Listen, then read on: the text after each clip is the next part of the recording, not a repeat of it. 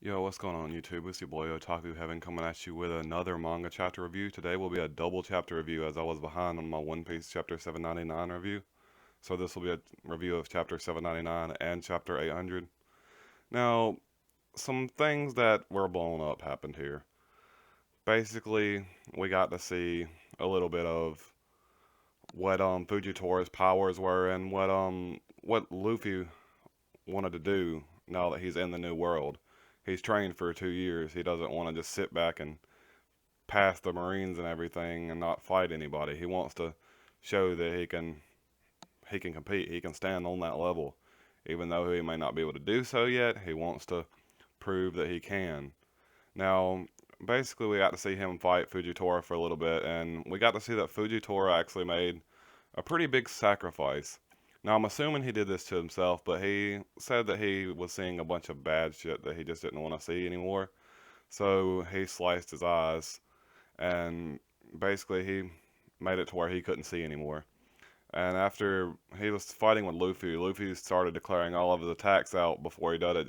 Before he attacked, just because he was blind. And he's like, "Boy, you don't bring sympathy to the battlefield; it'll get you killed." And he's like, "I'm not bringing sympathy. I couldn't fight a blind man without telling him the attacks that are coming."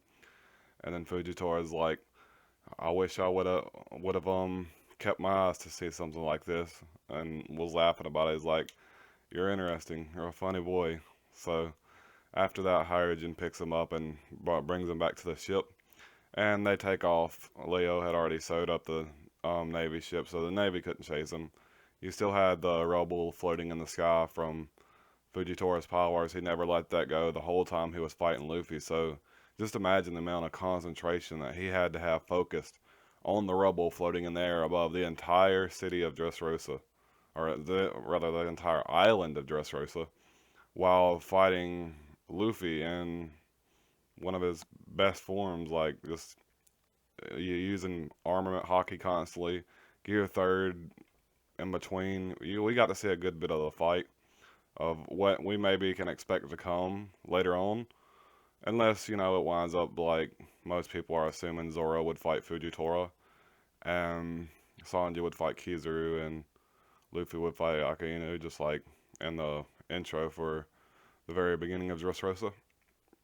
Now, after this, we found out that there are 13, I think it was, 13 different pirate crews. Well, no, sorry, 7 different pirate crews that wanted to join under Luffy and make Luffy their parents. The captains of these include like Bartolomeo, Hyojin of the Giants. I think Destruction Cannon Edio was actually one of the representatives to one of them. You had the Columbus, I think is his name. Columbus something, I forget what it is, but he has several thousands of members under his crew, and he was saved by Luffy because he, in fact, was a toy. And basically, yeah, they all want to dedicate their lives to Luffy and open up sake to spread between themselves and Luffy, taking Luffy on as their parent and Luffy taking them on as child. Now, one of the reasons I waited to review this chapter was one reason was I had a lot of schoolwork to do, but the other reason was also that I didn't think Luffy was going to take perfectly to this like everybody else. Like, oh, Luffy has 5,600 members now, which was the total sum of all the members that joined his crew. And I'm like, no, I don't think Luffy's going to accept this, right? And I was right. In the next chapter, at the very beginning, we got to see that Luffy's like, no, I can't drink this. I don't want that many people in my crew. It'd be way too cramped. And basically denied everybody right to their face.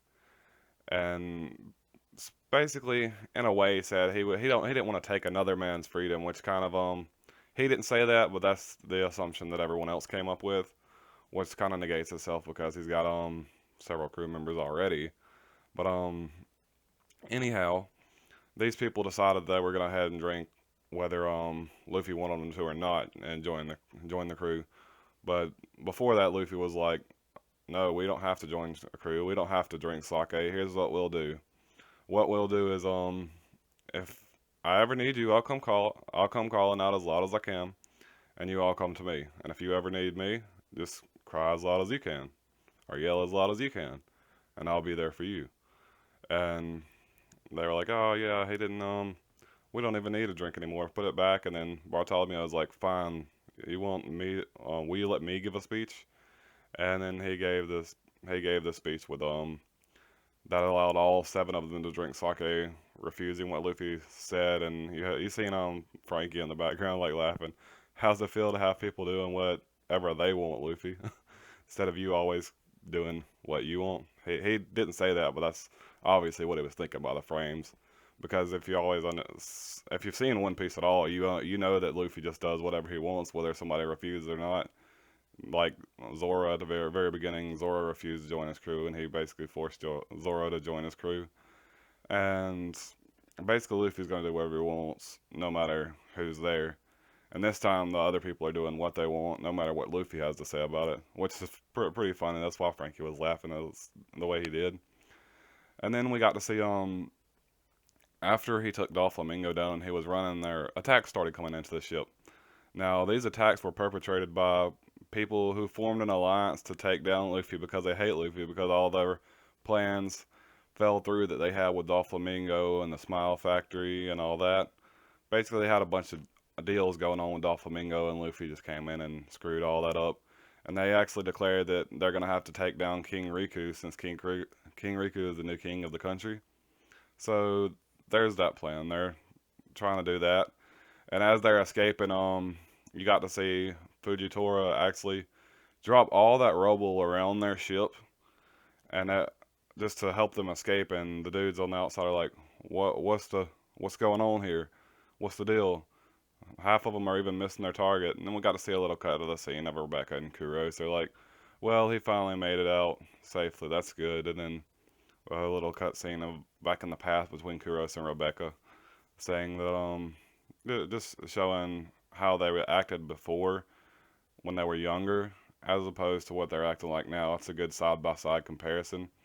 But most people are fed up with Kuros and Rebecca. I actually enjoyed the story. I mean, I might be the one of the millions of One Piece followers that actually enjoyed that part of Dressrosa. Uh, to me, One Piece isn't the battle manga that everybody makes it out to be. They're like, oh, we like the battle scenes. Like, the battle scenes are okay for me. Like, there haven't been that many epic. My favorite one would probably be Sanji versus the dude from CP9. I can't think of his name right now, but I really enjoyed that fight. What I like about One Piece is the side moments. Like, if when they're enjoying themselves, they're all having fun. Like, they happen a lot in the Sabo and Luffy arc, and I just really enjoyed that. And even the sadder moments like Luffy and sorry, Sabo and Luffy on the edge of the cliff talking about, or no, Luffy and Ace, sorry, talking about Sabo's death on the edge of the cliff. That was a pretty good scene. I like that. Those are the type of scenes I like on One Piece. The battle manga is just a bonus, and I enjoy the bonus. Don't get me wrong. Just like everybody else, the battles are pretty badass with the exception of the cut draw animation. But which is the only problem I see with One Piece. If you don't know what cut draw animation is, well, at least it might just be my definition. Cut draw animation, and my definition is like Zoro is the perfect example. He'll go to sling his sword, and then it'll black out to his move, and the next thing you know, the dude's gone. The same thing with Luffy. Luffy will go to hit, it cuts the out. Next thing you know, the hit's being on the hit on the Luffy. Like even some of the lesser animes don't do that. Like for instance, D Gray Man, Naruto doesn't do it too often. They have been known to do it, which I don't really like Naruto that much, but uh, it's better animation. It's a better standpoint for the animation, if you ask me. I enjoy the non-cut draw animated scenes, which have been very few and far between in One Piece. But overall, I'm gonna give these chapters a 8 out of 10 because we got plot progression. We didn't really get any character progression from anybody. The art was good. I like the One Piece art. Most people don't, but I enjoy the art. That's why I'm giving it such a high rating. Plus, it was such a huge building point onto the story, even though it was just a setup for something that's going to become very amazing later. Like he even said in the end of this chapter, Oda said that This will just be a story untold right now because it'll evolve into something way bigger later on, which I can't wait for. It reminds me of a time way back when Oda had said that Marineford was just like a side arc. He didn't expect it to be popular. The last arc on One Piece will blow one Marineford out of the water, and that's what I think he was talking about in this arc, and that's what I'm pretty sure everybody else does too. But I can't wait for that. That's all, guys. Peace.